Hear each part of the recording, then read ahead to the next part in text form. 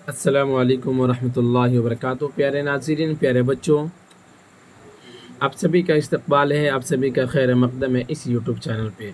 प्यारे बच्चों, आज हम आपके दरमियान लेकर हाज़िर हुए हैं क्लास 12 का चैप्टर नंबर आज 24, 25, 26, यानी कि आज के सबक के अंदर हम 3 चैप्टर को कंप्लीट करेंगे।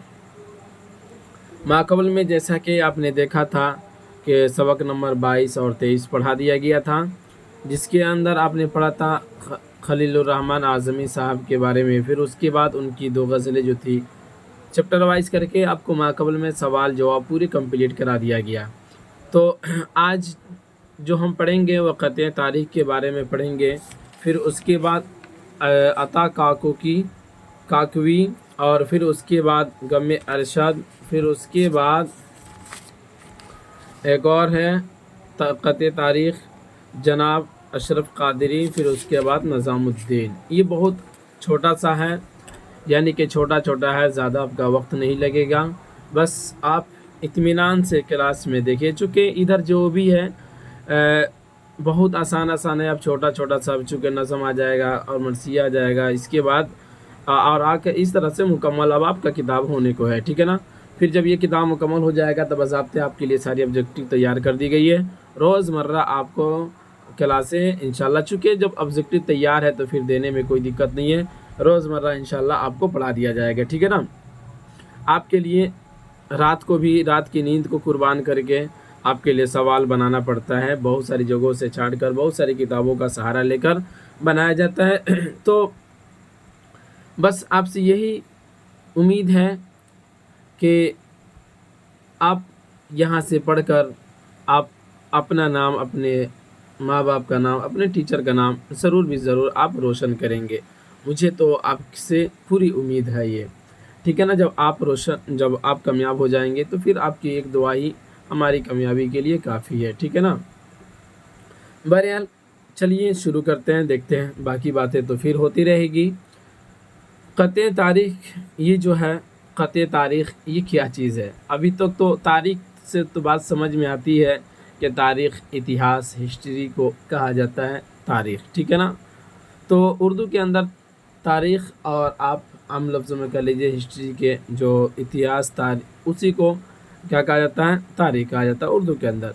तो क़त्ए के मतलब क्या होता है, ये वो चीज़ें होती है, क़त्ए तारीख़ वो होता है जो पूरे तौर पर गज़ल तो नहीं होता है, लेकिन गज़ल के अंदाज़ में किसी बात को बयान कर देना, वही कहलाता है क़त्ए तारीख़। समझ गए बाबू, गज़ल के अंदाज़ में बयान कर देना वही क्या कहलाता है, क़त्ए तारीख़ कहलाता है, ठीक है ना।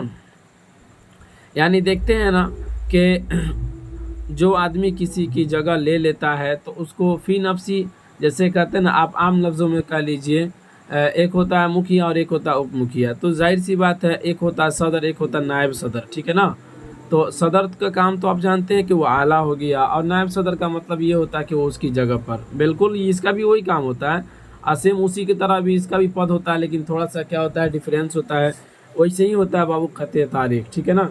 तो यहाँ पर हम बात को समझेंगे कि जो क्या कहते हैं, गज़ल तो नहीं होता है, लेकिन गज़ल के नहज और तरीक़े उसके अंदर होते हैं, और उसी तरीक़े को इख्तियार करते हुए, मद्देनज़र रखते हुए जो जुमले और जिस बात को उस जुमले के ज़रिए बयान कर दिया जाए तो उसी को क्या कहते हैं बाबू, क़त्ए तारीख़ कहेंगे, ठीक है ना। पूरी तफसील के साथ पढ़ेंगे जब हम यहाँ पे आएंगे। तो चलिए यहाँ पे खुद यहाँ पे साहिब किताब ने आपको बता दिया है। पढ़ते हैं, उर्दू में तारीख़ गोई दूसरी कई सिनफ़ों की तरह फ़ारसी शायरी से आई है। यानी कि उर्दू में तारीख़ गोई दूसरी कई सिनफ़ों की तरह फ़ारसी शायरी से आई है।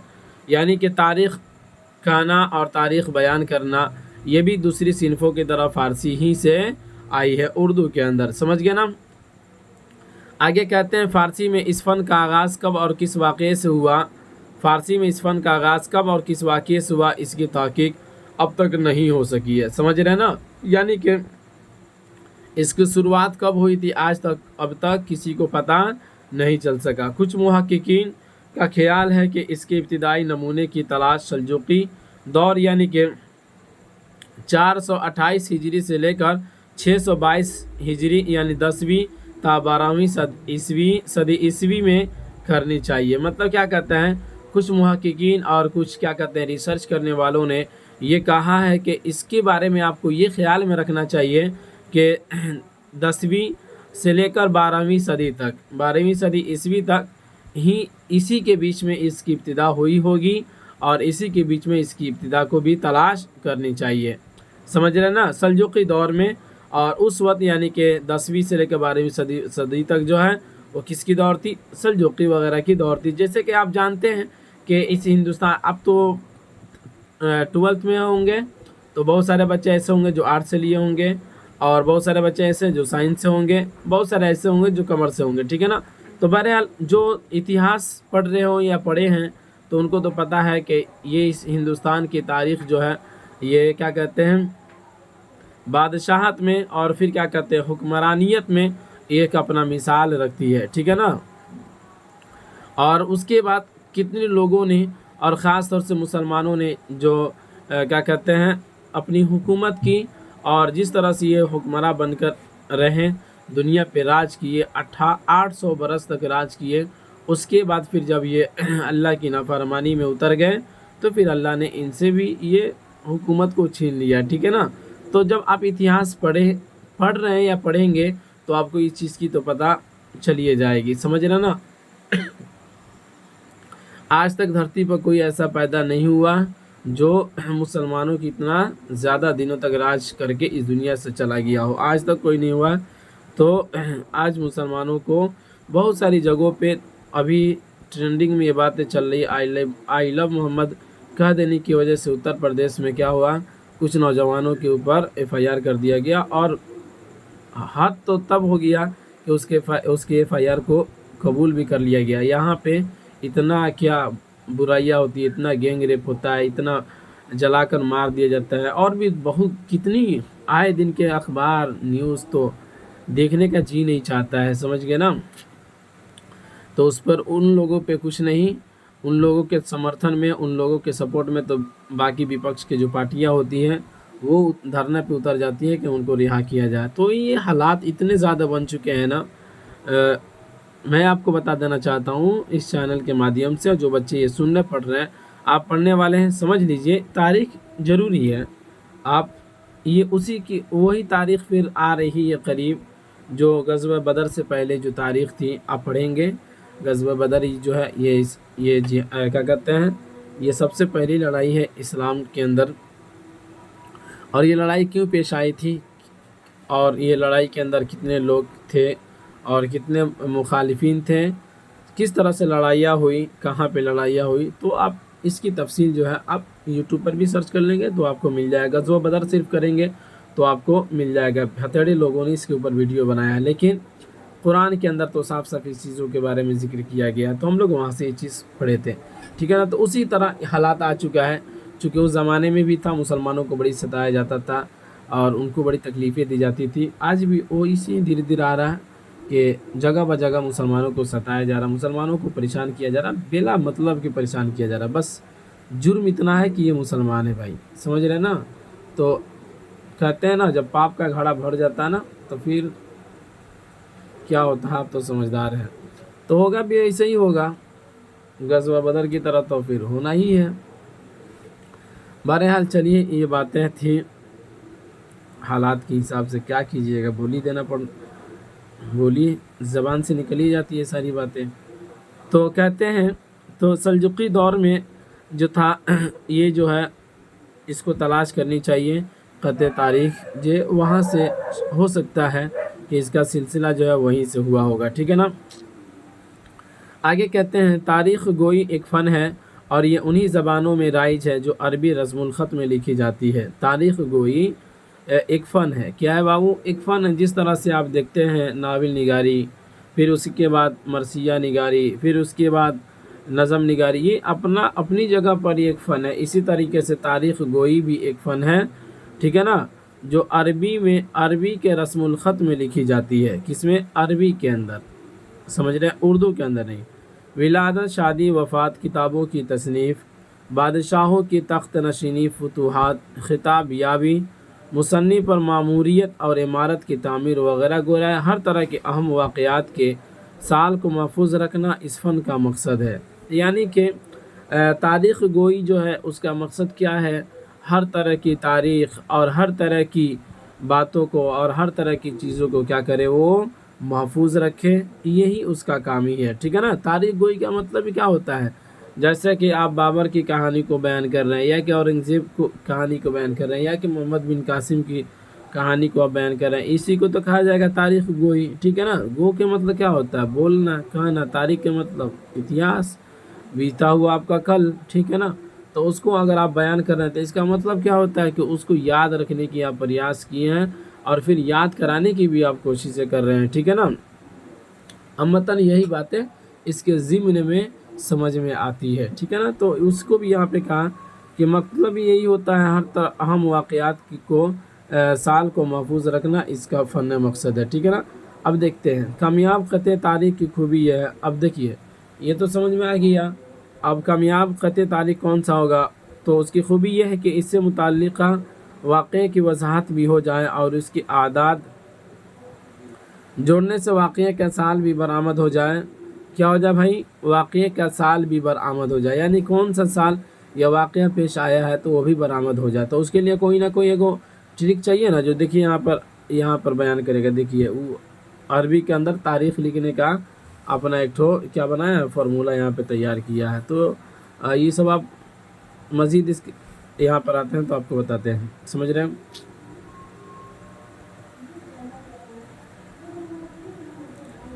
کامیاب خطِ تاریخ کی خوبی یہ ہے کہ اس سے متعلقہ واقعے کی وضاحت بھی ہو جائے اور اس کی اعداد جوڑنے سے واقعے کا سال بھی برآمد ہو جائے۔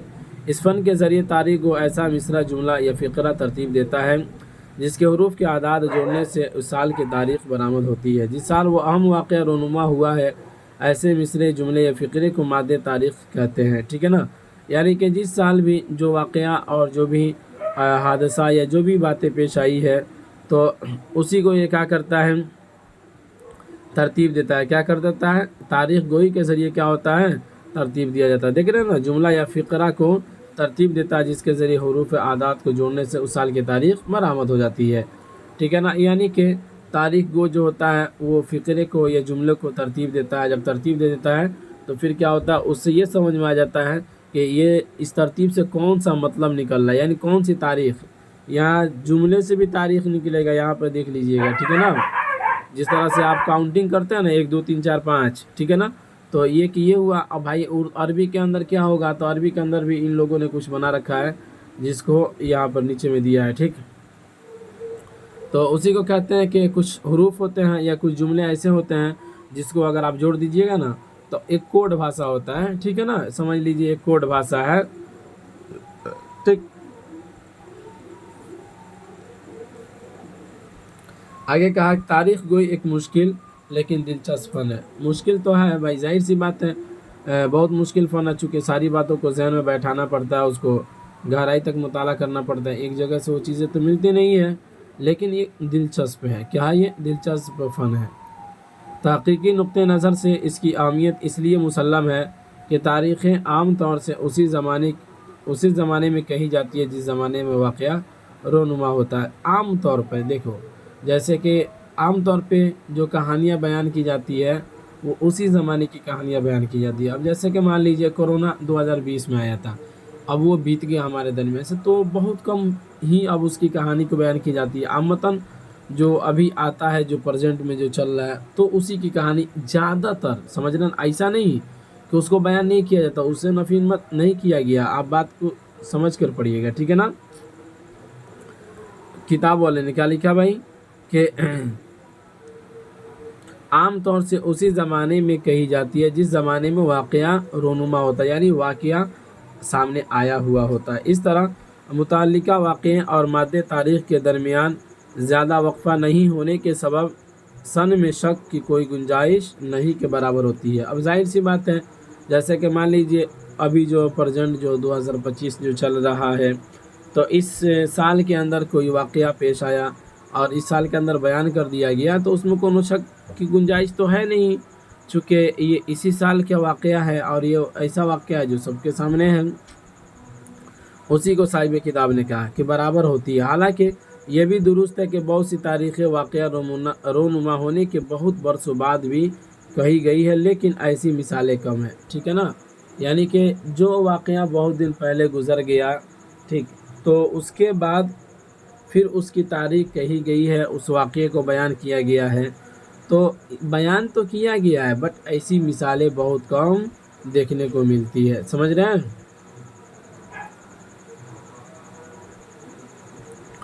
آگے بڑھیں، کہتے ہیں عربی میں الف سے یا تک تمام، یہاں پہ دیکھیے پورا وہی فارمولہ سمجھایا ہے، کوئی بھاری چیز نہیں ہے، آپ کو اس کی ضرورت بھی نہیں پڑے گی۔ یہ سب عربی والے جو لوگ ہوتے ہیں نا، تو ان کو یہ ساری تاریخ یا آپ تو اس بھی تاریخ یاد کر لیتے ہیں کہ نہیں، 2025 2024 2026 جنوری فروری مارچ یہ سب یاد کر لیتے ہیں، یہ سب ہوا۔ تو یہ بہرحال یہ بھی ایک فن ہے عربی کے اندر، ٹھیک۔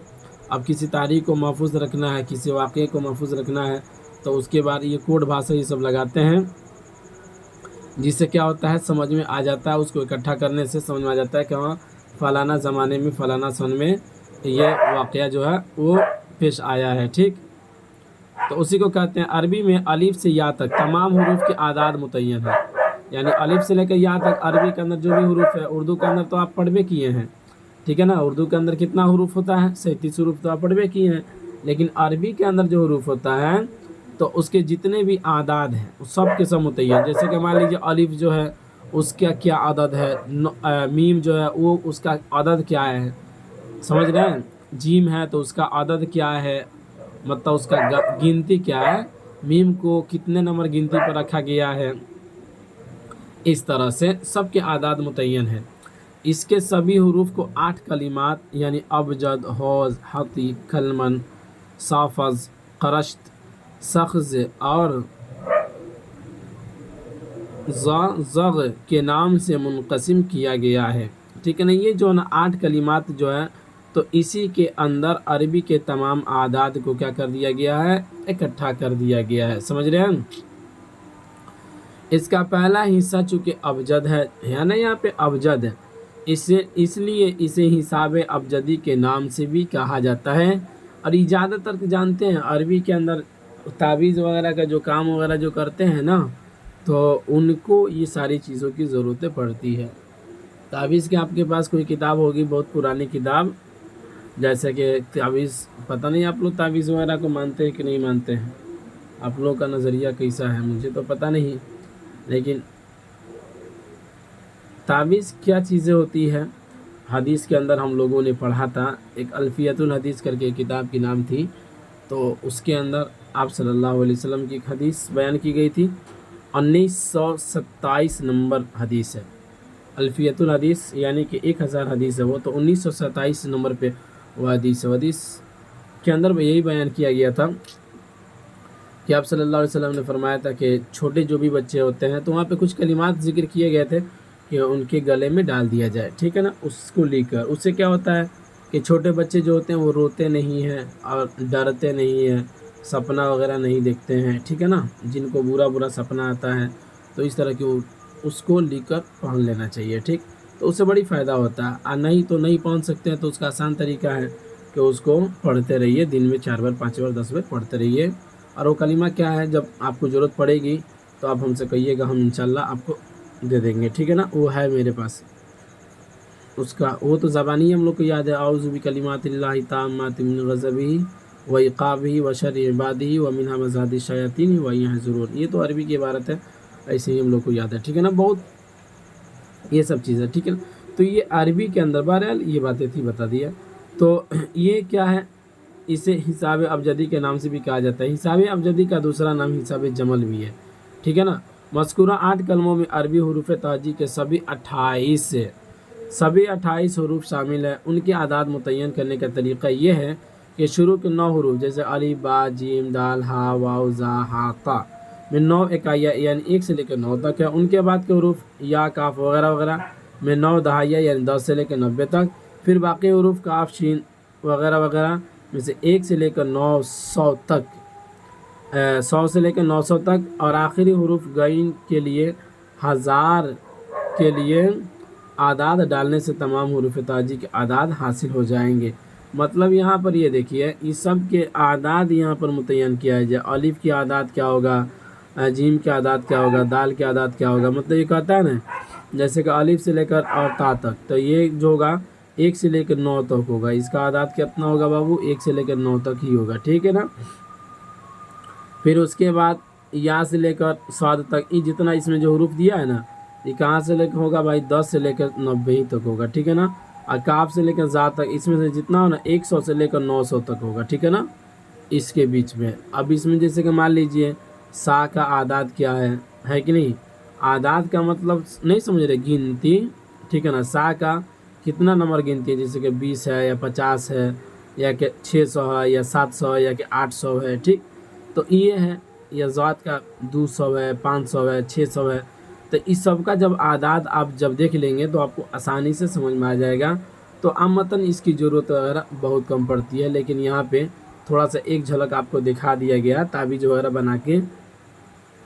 بنانے میں زیادہ اس کا استعمال کیا جاتا ہے. ٹھیک ہے نا. ہم لوگوں کے پاس بہت سارے لوگ آتے ہیں بنوانے کے لیے, لیکن بولتے ہیں نہیں اس سب چیز میں ہم لوگ کا کوئی دلچسپی نہیں ہے.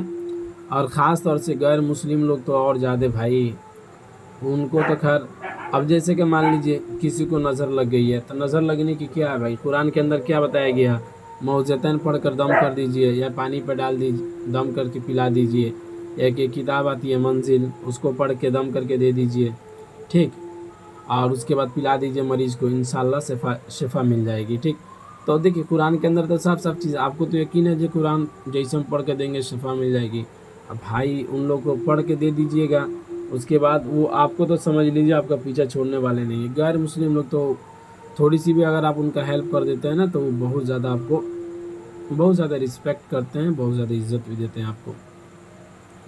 ٹھیک ہے نا. تو یہ تعویذ وغیرہ کے اندر بھی میرے پاس کتاب ہے, بٹ دوسری جگہ رکھا ہوا ہے, نہیں تو ہم آپ کو دکھا دیتے ہیں کہ یہ اعداد وغیرہ اس کے اندر کس طرح سے لکھا رہتا ہے. ٹھیک, بہرحال اس کے بارے میں اگر اور زیادہ مزید جانکاری چاہیے تو آپ یوٹیوب پر سرچ کر کے دیکھ لیں گے حساب ابجدی کیا ہوتا ہے, اور یا کی اعداد کیا ہے عربی کے اندر. ٹھیک, ساری چیزیں وہاں پہ ذکر کر دی گئی ہے. ٹھیک, آگے بڑھیں تو یہ سارے کے سارے بابو تمام حروف تاجی کے اعداد حاصل ہو جائیں گے. مطلب جب اس طرح سے جب ہم جوڑیں گے اور اس کو ترتیب وار جب رکھیں گے, تو پھر حروف تاجی کے جتنے بھی اعداد ہیں عربی کے اندر سب کے سب حاصل ہو جائیں گے. آگے بڑھتے ہیں. کہتے ہیں اردو اور فارسی کے وہ حروف جو عربی میں نہیں ہیں, ان کے اعداد متعین کرنے کا طریقہ یہی ہے کہ عربی کے ملتے جرف حروف قریب المخرج سے بدل دیے جاتے ہیں. مثلا پا کو با, تا کو تا, چاک کو جیم, ڈال کو دال, را کو را, زا کو زا, اور گاف کو کاف سے بدل دیا جاتا ہے. اب بدل کر اس کے اعداد نکال دیا جاتا ہے. اس کو کہتے ہیں قریب المخرج. ٹھیک ہے نا, مخرج کے قریب. کیا ہے, جیسے کہ مان لیجئے با, تو با کہاں سے نکلتا ہے, دونوں ہونٹوں کے کنارے سے. ٹھیک ہے نا, دونوں ہونٹوں کنارے جب آپس میں ملتے ہیں تب جا کر پھر کیا ہوتی ہے, با کی ادائیگی ہوتی ہے. با بولتا ہے نا با. ٹھیک ہے نا. یہ جو لوگ قرآن پڑھے ہوں گے اور عربی پڑھے ہوں گے, اور عربی کے ساتھ ساتھ میں قرآن کے ساتھ ساتھ میں خاص طور سے جو تجوید جو بچہ پڑھا ہوگا نا, تو اس کو یہ باتیں سمجھ میں آ جائے گی. ٹھیک ہے نا, قریب المخرج کیا ہوتا ہے. ٹھیک, تو مخرج کے ہم نے اپنے اس چینل پہ مخرج کے بارے میں بہت پہلے ہی ہم نے پڑھا دیا تھا. تقریباً 1.5 سال کے قریب ہو گیا, 2 سال پلس ہو گیا, قریب 1.5 سال یا 2 سال ہو ہی گیا ہوگا. ٹھیک, اسی وقت ہم پڑھا دیے تھے مخرج کیا ہوتا ہے, قریب المخرج کیا ہوتا ہے. چونکہ شروع میں تو اردو وغیرہ نہیں پڑھاتے تھے, 1-2 بار پڑھایا اس کے بعد چھوڑ دیے, چونکہ کچھ بھی نہیں معلوم تھا اس چیز کے بارے میں. یعنی کہ یوٹیوب, گوگل, فیس بک کے بارے میں کچھ بھی معلوم نہیں تھا. ایک بچہ ہم لوگ کے ساتھ آتا بھی تھا, ہم لوگ کے ویڈیو شوٹ کرتا تھا, بٹ پھر بیچے میں 1-2 کیا, چھوٹ کر چلا گیا. تو کافی زیادہ پریشانی ہوئی, تو رفتہ کرتے یہاں تک پہنچے. خیر, اس کے بعد کہتے ہیں تو یہ قریب المخرج سمجھ میں آ گئی باتیں, کہ اگر مان لیجئے اس کا اعداد اگر آپ کو پتہ نہیں چلتا پا کو, تو پھر اس کو کیا کر دیں گے, با سے بدل دیں گے. اب با کا اعداد کیا ہے, با کی گنتی کیا ہے, تو با کی گنتی نکال لیں گے, وہی پا کی گنتی ہوگی. ٹھیک ہے نا, پا کا اعداد ہوگا. سمجھ رہے ہیں, تو اس طرح سے ہم اس کی گنتی کو نکال سکتے ہیں. آگے بڑھیں, چلیے.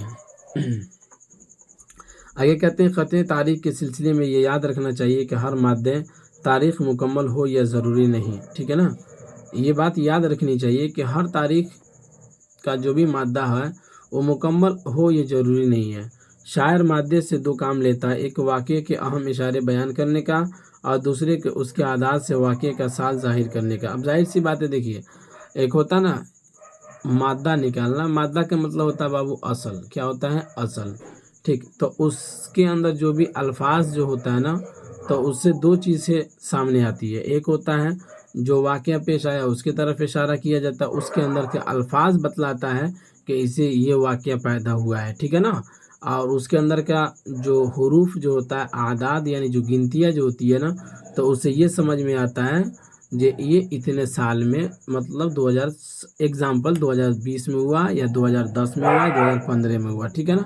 तो इस तरह से कुछ इन लोगों का कोड भाषा है, कह लीजिए अरबी के अंदर।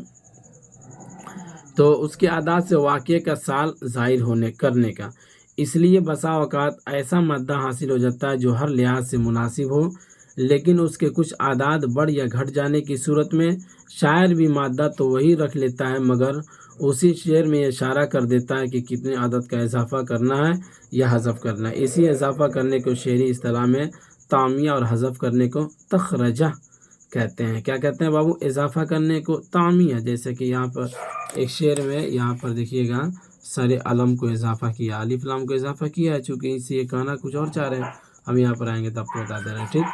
तो और इसी को तामिया कहते हैं। और हज़फ करने को मान लीजिए ज़्यादा बढ़ गया तो उसमें से कुछ घटा दीजिए, तो उसी को हज़फ करने को तखरजा कहते हैं, ठीक। तो ये रहा बाबू आपके दरमियान क़त्ल तारीख़, बीच में कुछ बातें भी हो गई, ठीक है। तो चूँकि ये ऐसी बातें थी जो आपके लिए बहुत ज़्यादा ज़रूरी थी, समझ रहे हैं ना। हमने तावीज़ के हवाले से भी जो बातें कही, तो ऐसा नहीं कि वो चीज़ें नहीं हैं समाज में, नहीं। आप लोगों की भी कभी तबीयत ख़राब वगैरह हुई होगी तो आप देखे होंगे बहुत सारे लोग इस चीज़ के ऊपर ये करते हैं, ठीक है ना। मेरा ख्याल ये है कि जो नमाज़ पढ़ें और फिर उसके बाद मौज़तन वगैरह पढ़ते रहें तो कभी भी उसको कुछ नहीं होने वाला है, ठीक। आगे बढ़ें। अता काकवी, देखिए इसके बारे में पढ़ेंगे, फिर उसके बाद इनका ये लिखा हुआ क़त्ल तारीख़ पढ़ेंगे। अब यहाँ से आपका कम समय लगेगा। अता काकवी सैयद शाह अताउर रहमान, इनका असल नाम जो है, इनका नाम क्या था बाबू? सैयद शाह अताउर रहमान काकवी है। ये कब पैदा हुए? 17 सितंबर 1904 ईस्वी को मरदुम खेज़गानो काको में पैदा हुए, काको में पैदा हुए, समझ रहे हैं ना। और कहते हैं पटना व शोबा उर्दू यूनिवर्सिटी, बिहार यूनिवर्सिटी मुजफ्फरपुर और शोबा फ़ारसी पटना यूनिवर्सिटी से बहैसियत फ़ारसी उर्दू व फ़ारसी के डायरेक्टर हुए और सदर जमहूरिया के सर्टिफिकेट ऑफ ऑनर से सरफराज किए गए। मतलब ये है कि सदर जमहूरिया के सर्टिफिकेट भी इनको दिया गया, फिर उसके बाद उनका मतलब उसके अंदर ये सदर भी रहे, ठीक। तो ये अपनी ज़िंदगी में बहुत आगे बढ़े और मुजफ्फरपुर यूनिवर्सिटी और शोबा फ़ारसी पटना यूनिवर्सिटी से ये उर्दू और फ़ारसी के डायरेक्टर भी हो गए। क्या हो गए? डायरेक्टर हो गए। पढ़ाई करने के बाद फिर इनको डायरेक्टरी का ओहदा मिला और इस तरह से सदर जमहूरिया क्या चीज़ होती है तो आप इसके बारे में तो जानते हैं, पढ़े हैं ना तारीख़, तो तारीख़ तो आप पढ़े होंगे। सदर जमहूरिया क्या होती है? जैसे कि हमारा मुल्क जो है जमहूरी मुल्क है, ठीक है ना। यानी यहाँ पे हर एक को अपने धर्म के ऊपर अपने आप पर आज़ादी है, वो शांतिपूर्वक हर चीज़ को वो अंजाम दे सकता है, समझ रहे हैं ना। यही सदर जमहूरिया की निशानी होती है। सदर जमहूरिया का मतलब यानी कि दूर से कह लीजिए यही कहलाता है, ठीक है ना। चूँकि आप कहते हैं ना, एक होता है यौम आज़ादी और एक होता है यौम जमहूरिया। जैसे कि 15 अगस्त को आप यौम आज़ादी को नाम देते हैं और 26 जनवरी को क्या कहते हैं आप? यौम जमहूरिया। यौम जमहूरिया का मतलब ये होता है वो जमहूरियत का दिन था, उस दिन ये लागू हुआ, अपना हिंदुस्तान का संविधान जो है वो लागू हुआ था। और फिर उस दिन हमारा देश जो है वो जमहूरी बना था। कब? 26 जनवरी को, ठीक। 1950 में कब हुआ था? 47 में तो देश आज़ाद हुआ। उसके बाद फिर 2 साल कुछ महीने लगे थे पूरे कानून वगैरह को बनाने में। तो बहरहाल ये तो सदर जमहूरिया के इनका सर्टिफिकेट भी इनका दिया गया। फिर उसके बाद इनको اردو اور فارسی کے ڈائریکٹر بھی یہ ہوئے۔ آگے بڑھیں، آگے کہتے ہیں یعنی عطا کاکوی اس دور کے شاگردوں میں ہوتا، کیا کرتے ہیں، یہاں مٹ گیا، کیا لکھا ہوا ہے، آگے بڑھتے ہیں، شاگردوں میں ہوتا مطلب اس دور کے شاگردوں میں ہوتا ہے 8 مارچ 1998 عیسوی کو پٹنہ میں ان کا انتقال ہوا، یعنی اس طرح سے 8 مارچ 1998 عیسوی کو پٹنہ میں ان کا انتقال ہو گیا، اس دنیا سے چل بسے۔ یہ یہاں بھی کچھ مٹا ہوا ہے۔ اس کے بعد رمز شناس مانے گئے، یعنی کیا ہے بھائی، عطا کاکوی کو، ٹھیک ہے نا، یہ رمز شناس مانے گئے۔ پھر اس کے بعد کہتے ہیں تنقید، تحقیق، شاعری، تاریخ نویسی جیسی اصناف پر انہوں نے مطالعہ، حسرت، تنقیدی مطالعے اور تقابلی مطالعے ان کی تنقیدی کتابیں ہیں۔ یہ ساری کی ساری ان کی تنقید کے اوپر کتابیں لکھی تھے۔ تنقید کے بارے میں پہلے بھی ہم نے آپ کو بتا دیا ہے، ٹھیک۔ اس کے بعد کہتے ہیں تقابلی کی کتابیں ہو گئی، جمال غزل اور امیر غالب ہے، ساقیہ نامہ ان کی شعری تصانیف ہے، تحقیقی مطالعے کے نام سے ان کے 19 تحقیقی مضامین کا ایک انتخاب 1965 عیسوی میں شائع ہوا۔ 10 غزل گو شاعروں کا انتخاب میخانہ تغزل کے نام سے شائع کیا۔ مرزا عبدالقادر بیدل کی حیات اور خدمات پر ان کی کتاب حیرت زار اہمیت کی حامل ہے، یعنی کہ مرزا عبدالقادر کی حیات پر، زندگی پر اور خدمات پر، یعنی مرزا عبدالقادر نے کون سی خدمات کیا انجام دیے تھے، ایک کتاب لکھے تھے، تو وہ حیرت زار، یہ کافی زیادہ اہم مانا گیا اور کافی زیادہ لوگوں نے اس کو پسند بھی کیا۔ انہوں نے رسالہ سفینہ بھی جاری کیا، جس کے متعدد خصوصی شمارے دستاویزی اہمیت کے حامل قرار پائے۔ سمجھ رہے ہیں، یعنی کہ بہت سارے رسالے بھی یہ جاری کیے۔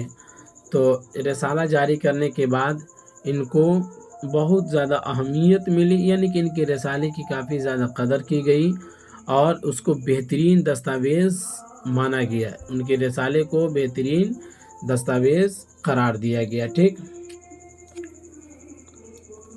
عطا کاکوی کی ایک حیثیت تاریخ گو کی بھی ہے۔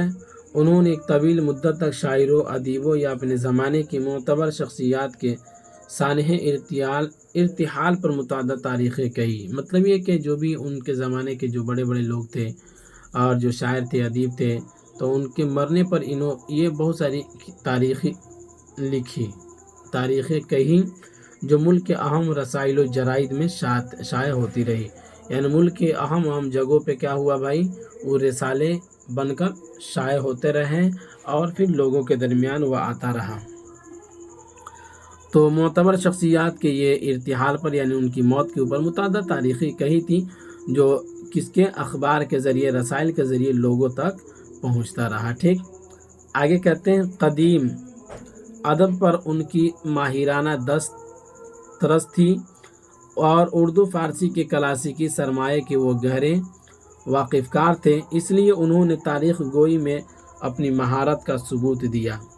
عظیم آباد کی محفلوں میں وہ باقیات الصالحات کا درجہ رکھتے تھے۔ ان کی وفات کے بعد کلاسیکی اقدار ادب کا کوئی دوسرا نقطہ داں سامنے نہیں آیا۔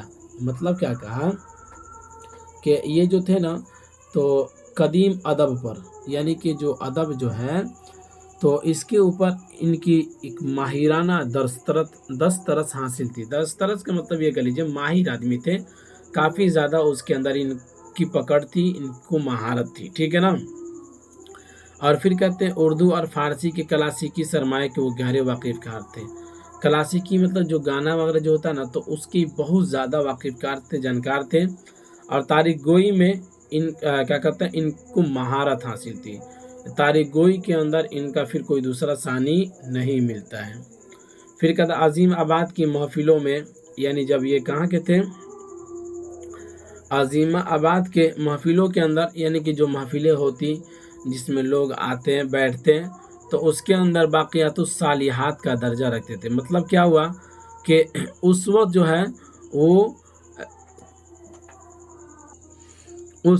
ہے ان کا کیا کہتے ہیں، ان کی جگہ جو تھی وہ باقی لوگوں کے درمیان، اور ان کی وقات کہہ لیجئے باقی لوگوں کے درمیان کافی زیادہ مقبول تھی، مطلب یہ کہ کافی لوگوں کے درمیان مشہور تھی، ٹھیک۔ عظیم آباد کی محفلوں میں یہ ایک اچھے نگاہ سے اور ایک اچھے نظریے سے یہ دیکھے جاتے تھے، اور لوگوں کے درمیان ان کا کافی اہم درجہ مانا جاتا تھا، سمجھ رہے ہیں نا۔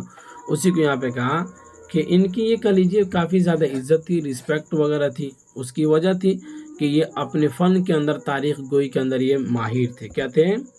ماہر تھے، ٹھیک ہے نا۔ اس کے بعد کہتے ہیں ان کی وفات کے بعد کلاسیکی اقدار ادب کا کوئی دوسرا نقطہ دان سامنے نہیں آیا، مطلب جب یہ چلے گئے، مر گئے، تو کلاسیکی کی یعنی گانا وغیرہ جو ہوتا ہے، تو پھر اس کے بعد کلاسیکی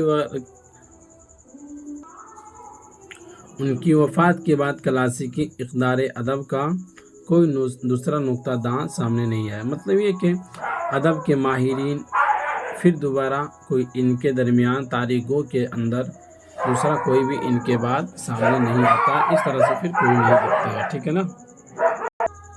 تو یہ رہا آپ کے درمیان عطا کاکوی صاحب کے بارے میں، آپ نے پڑھا، امید کرتے ہیں کہ آپ کو سمجھ میں آیا ہوگا۔ چلیے اب اس کے بعد ان کا لکھا ہوا قطع تاریخ جو ہے اس کو پڑھ لیتے ہیں۔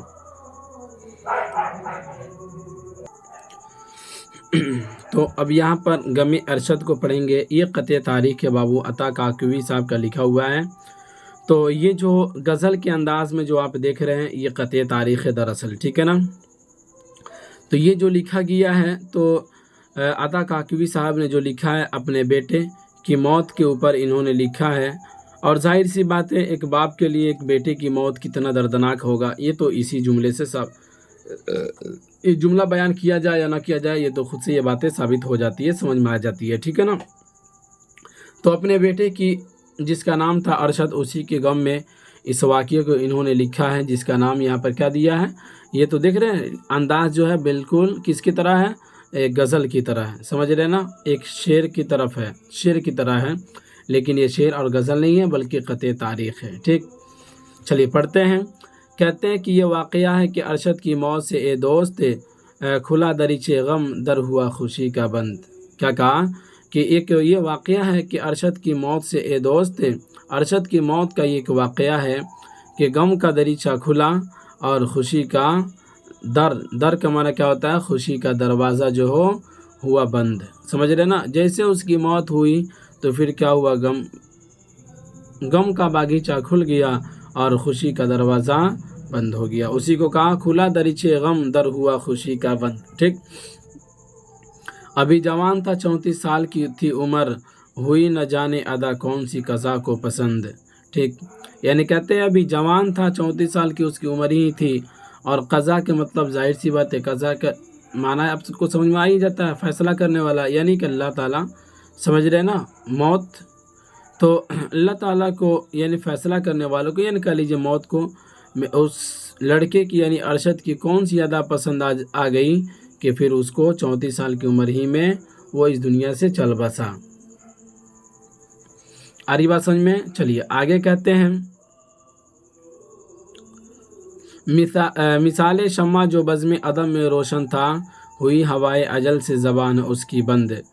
تو یہاں پر کہا کہ شمع بزم عدم میں، یہاں سے کہنا اصل یہ چاہ رہا ہے کہ میرے گھر میں جو لڑکا تھا وہ کافی ہنسی خوشی سے ہم لوگ رہ رہے تھے، اور جیسے اس کی موت ہوئی تو پھر کیا ہوا کہ اس کی زبانیں ہمیشہ ہمیشہ کے لیے کیا ہو گئی، بند ہو گئی، سمجھ رہے نا۔ یعنی کہ جو بول رہا تھا، ہم لوگ کے ساتھ کھیلتا اڑتا بیٹھتا، تو موت جیسے ہوئی ہوائے اجل سے زبان اس کی بند، یعنی کہ اجل مانے کیا ہوتا ہے بھائی، موت، فیصلہ، جیسے اس کی موت آئی اور اسی وقت سے اس کی زبانیں کیا ہو گئی، بند ہو گئی۔ جو شمع کی طرح جل رہا تھا، مطلب یہ کیا کہ ہم لوگ کے درمیان بیچ میں تھا، ہم لوگ سے باتیں کرتا، اڑتا بیٹھتا، ہنستا کھیلتا، ساری چیزیں کرتا، جیسے ہی اس کی موت آئی ساری چیزیں بند ہو گئی، اس کی زبان بند ہو گئی، سمجھ گئے۔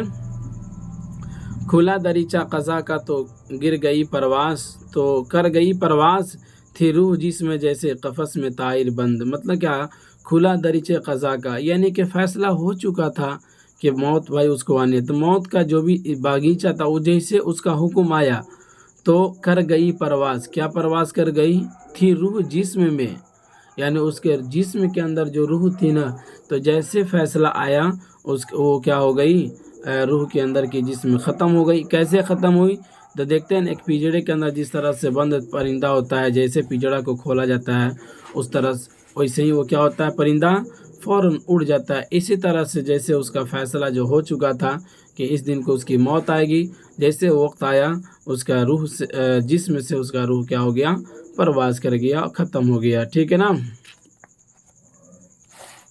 आगे बढ़ते हैं। चलिए थोड़ा सा और वक्त आप दे दें। कहते हैं किसी की रूह न रियायत न था, किसी से इनाद वो साफ गो था, बड़ा अपनी वज़ा का पाबंद। कहते हैं किसी से कोई, इसका मतलब किसी से कोई झगड़ा वगैरह कुछ भी नहीं था, वो साफ था, साफ़ सुथरा था, अपनी वज़ा का पाबंद था, यानी कि कह लीजिए अपने काम में साफ़ सुथरा था, वो किसी से झगड़ा वगैरह करने वाला नहीं था। यहाँ पर फ़ारसी का 4 गो अशार है, उसको देखते हैं। कहते हैं हयात चीस्त चे मर्ग अस्त कस नमीदाना दे, अजी दियारे फना रूहे ओ कुजा बुरदंद, कुजा रवम चे कुनम सबर अज कुजा आरम, खबर कुनीद व अहबा बेहाल माबीनद। इसका माना करते हैं कि हयात ज़िंदगी क्या है, मौत क्या है, किसी को नहीं पता, समझ रहे हैं। और इस दुनिया फ़ानी को उसकी रूह मतलब इस दियार फ़ानी को उसकी रूह कहाँ गई, इस दियार फ़ानी से उसके रूह को कहाँ ले गई, कहाँ जाऊँ क्या करूँ, सबर कहाँ से लाऊँ। दोस्तों को खबर कर दो कि हमारे हाल को क्या करें, दरियाफ्त करें। मतलब ये कहते हैं कि भाई इसके अंदर ये फ़ारसी के जुमले हैं, इसके अंदर समझाना यही चाहते हैं कि ज़िंदगी क्या है, मौत क्या है, किसी को पता नहीं। और ये जो रूह है, वो रूह, ये दुनिया फ़ानी जो है, उसकी रूह को कहाँ लेकर चली गई, कुछ भी पता नहीं चल रहा। मैं कहाँ जाऊँ और क्या करूँ, सब्र कहाँ से लाऊँ। और मेरे दोस्तों को ये खबर कर दो कि वो क्या करें, मेरी हाल आकर दरियाफ्त करें, मेरी हाल बहुत क्या हो गई है, खस्ता हो गई है, समझ गए ना, कमज़ोर हो गई है। उसके बाद कहते हैं ये वो अलम है कि दुश्मन को भी खुदा ना दिखाए, किसी के दिल को न पहुँचे खुदा करे ये गज़ंद। क्या कहा, ये वो मुसीबत है कि दुश्मन को भी खुदा ना दिखाए कि उसके बेटे उसके सामने मर जाए। ठीक है ना, और ये किसी के दिल को न पहुँचे खुदा करे ये गज़ंद, मतलब किसी को ये क्या कहते हैं, ये परेशानी और ये मुसीबत किसी को भी ना पहुँचे। ये दुश्मन को भी मुखातब करके कह रहे हैं कि अल्लाह हमारे दुश्मन को भी इस तरह के कोई भी मुसीबत न पहुँचे। तो फिर दोस्त की क्या बात है कि नहीं। तो आगे कहते हैं रहे जमील व अकील इस जहान में कायम, की यादगार है मरहूम की ये 2 फर्जंद। कहते हैं रही जमील और अकील, ये देखिए अरशद जो है ना, यानी कि अता काकवी के लड़का अरशद, तो इसके ये 2 लड़के हैं, कौन, जमील और अकील, समझ रहे हैं ना। गोया कि अता काकवी के ये क्या है, ये पोते हैं, समझ रहे हैं ना। तो कहते हैं कि जमील और अकील इस जहान में कायम रहेगा, यही है मेरे बेटे की 2 निशानियाँ, समझ रहे हैं ना। यानी कि जाहिर सी बात है, ये दोनों मेरा पोता है, तो ये मेरे मरे हुए बेटे, मेरे मरहूम बेटे की ये क्या है, 2 फर्जंद है, यही 2 यादगार है, यही 2 निशानियाँ हैं, समझ गए। आगे कहते अता को फ़िक्र हुई इसके साले रिहलत की, सरे अलम को मिलाकर कहा गमे फर्जंद। यानी अता को फ़िक्र हुई उसके साले रिहलत की, यानी उसकी वफ़ात की साल की जैसे उसकी रिहलत हुई, ठीक, यानी जिस साल उसकी मौत हुई जैसे उसको फ़िक्र हुई, तो उन्होंने सरे अलम को मिलाकर, यहाँ पर देखिए असल कहने का अर्थ ये है कि ये यहाँ 138 क्या कहते हैं 1381 हिजरी में इसकी वफ़ात हुई थी। लेकिन गमे फर्जंद जो यहाँ पे जो वर्ड मिलाया है ना, तो इस वर्ड का जो आदाद जो निकाला है, आदाद पढ़े ना पीछे आदाद, तो वो कितना हो रहा है, 1381 हो रहा है, ठीक है ना, 1381 हो रहा है। तो उसके बाद यहाँ पर अलिफ सरे अलम, अलिफ से 1 होता है ना, तो यहाँ पर 1 को प्लस कर दिया है, 1382 हो जा रहा है, ठीक। चूँकि इसकी वफ़ात जो हुई थी वो कब हुई थी, 1382 हिजरी में हो रही। और ये आदाद से और ये अल्फाज से ये समझ में आ रहा है कि मतलब ये आदाद निकल रहा है 1381, और इसकी वफ़ात कब हुई थी, 1382 के अंदर, इसलिए यहाँ पे अलम को मिला दिया गया, ठीक है ना। तो गोया कि इससे जो है उसकी मौत के साल को बयान करना चाहते हैं अता काकवी साहब, समझ गए बाबू। تو یہ رہا آپ کے درمیان عطا کاکوی صاحب کا لکھا ہوا قطع تاریخ غم ارشد پر، جس کو آپ نے پڑھا۔ امید کرتے ہیں کہ آپ کو سمجھ میں آیا ہوگا۔ چلیے بس چھوٹا چھوٹا ہے، دو اور ہے، اس کو دیکھ لیتے ہیں۔ یہاں قطع تاریخ رحلہ جناب اشرف قادری، ان کے بارے میں پڑھیں گے۔ اس کے رائٹر جو ہے وہ کون ہے؟ واحد نذیر صاحب ہے، سمجھ رہے ہیں؟ پڑھتے ہیں۔ ثبت مخلوق پہ مہرے الیہ ترجعون، موت کی بنیاد پر ہے زندگی کی چھت بنی۔ کیا کہتے ہیں؟ مخلوق کے اوپر یہ بات چپک ہو گئی ہے، یہ ثابت ہو چکی ہے۔ مخلوق کے مطلب کیا ہوتا ہے؟ یعنی کہ جو اللہ کی پیدا کردہ ہے، تو پیدا کردہ میں انسان بھی ہے، جانور بھی ہے، حیوان بھی ہے، چرندے ہے، پرندے سب ہے کہ نہیں؟ تو اس کے اوپر یہ بات چھپ چکی ہے کہ بھائی اس کو مر کر جانا ہے۔ الیہ ترجعون جو ہے نا، یہ عربی کا لفظ ہے، یعنی اسی کی طرف پھر تمہیں لوٹایا جائے گا، ٹھیک ہے نا؟ وما لی لا اعبد الذی فطرنی والیہ ترجعون، اور اسی کی طرف تمہیں لوٹایا جائے گا، تم گھبراؤ نہیں، سمجھ گئے؟ تو الیہ ترجعون یعنی کہ اسی کی طرف لوٹائے جانے کے والا یہ جملہ یہاں پہ قرآن کی بات کو آیت کو یہاں پہ ذکر کر دیا گیا۔ تو ہر ایک انسان کے اوپر یہ بات آ گئی ہے کہ بھائی جو بھی مخلوق ہے، انسانی نہیں، جو بھی مخلوق ہے سب کو دنیا سے مر کر جانا ہے، ٹھیک ہے نا؟ موت کی بنیاد پر زندگی کی چھت بنی ہے۔ دیکھیے زندگی کی جو چھت ہے وہ کس کی بنیاد پر ہے؟ موت کی بنیاد پر ہے۔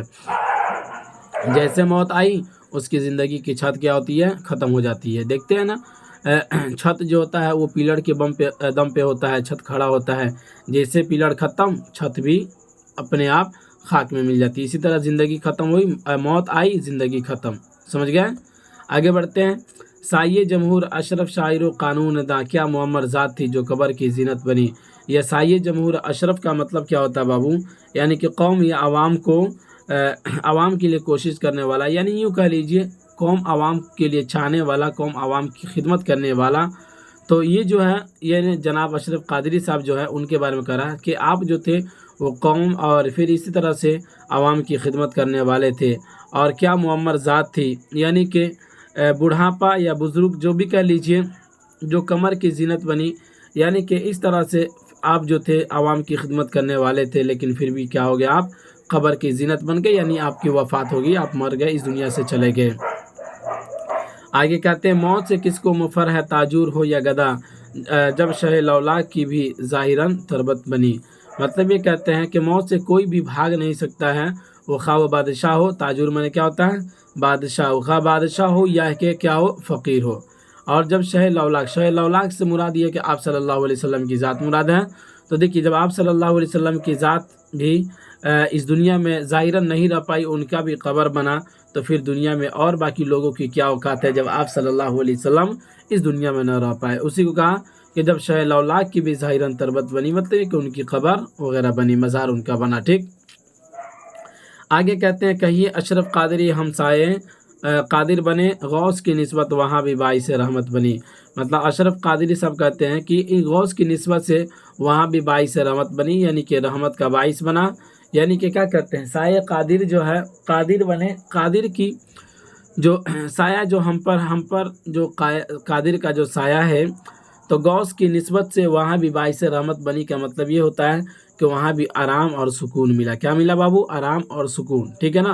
کہتے ہیں نا کہ اس دنیا میں سے انسان جب مر کر جاتا ہے تو پھر مرنے کے بعد بھی اسے سکون اور راحت چاہیے۔ آپ اس چیز کو مانتے ہیں کہ نہیں مانتے نا؟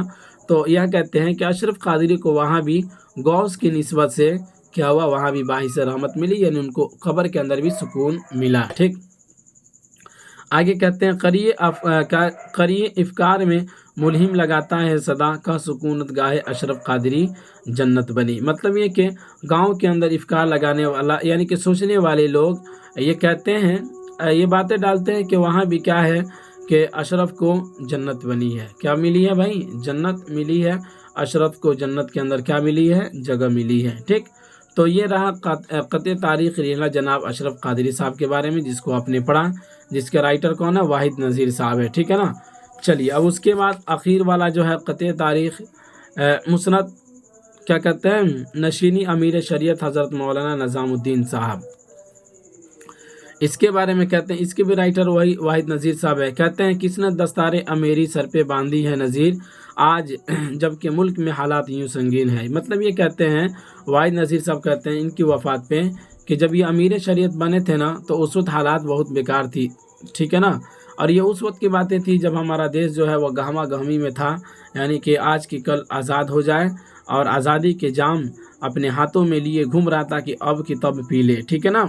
تو کہتے ہیں کہ مولانا نظام الدین صاحب کو جب امیر شریعت بنایا گیا تو وہ کہتے ہیں واحد نذیر صاحب کے حالات یوں سنگین ہے تو بھائی ان کے اوپر کس نے دستار امیری ڈال دیا، کس نے ان کو امیر شریعت بنا دیا؟ آج تو حالات بہت سنگین ہے، بہت زبردست ہے۔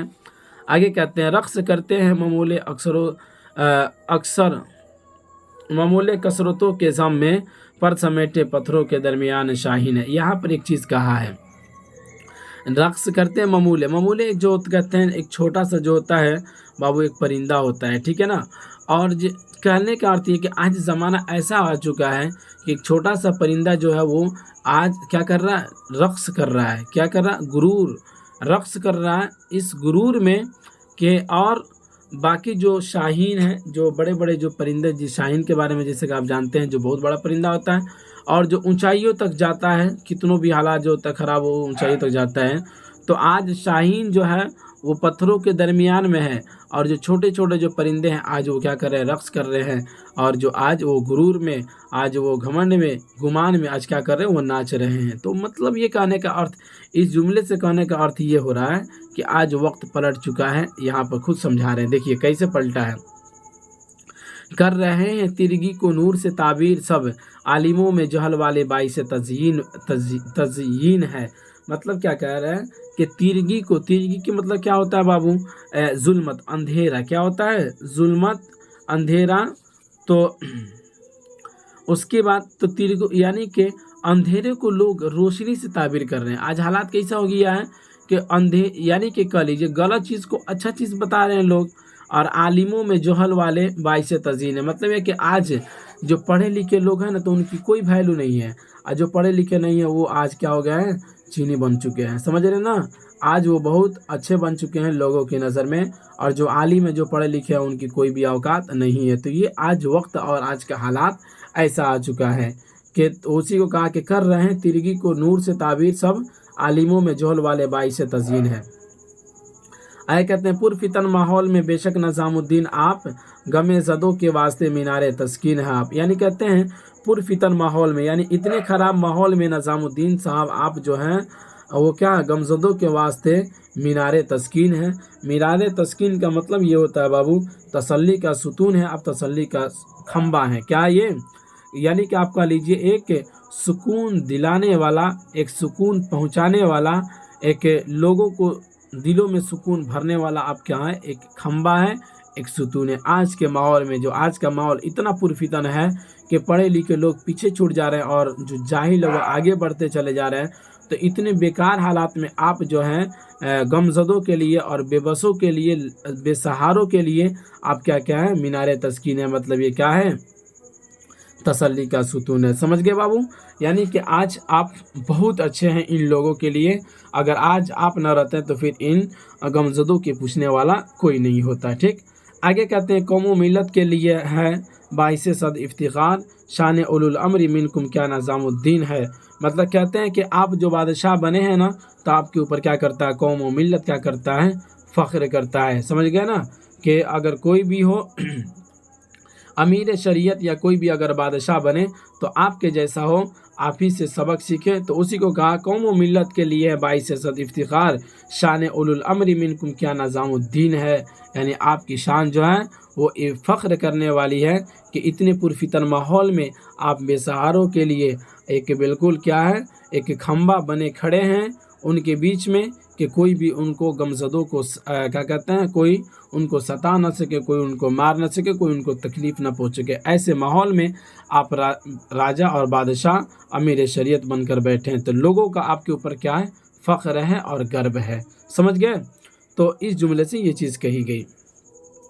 تو یہ رہا آپ کے درمیان اپنی پڑھا خطِ تاریخ کو دیکھ لیا آپ نے، ٹھیک۔ تو امید کرتے ہیں کہ آپ کو سمجھ میں آیا ہوگا۔ چلیے کافی وقت بھی ہو گیا، پھر ملیں گے۔ بہرحال 3 چیپٹر تو بھی تو تھا نا، یہ خطِ تاریخ بھی تو پڑھے تھے، ٹھیک۔ اسی لیے تھوڑی سی تاخیر ہو گئی۔ پھر ملتے ہیں اگلے والے سبق میں۔ خدا حافظ۔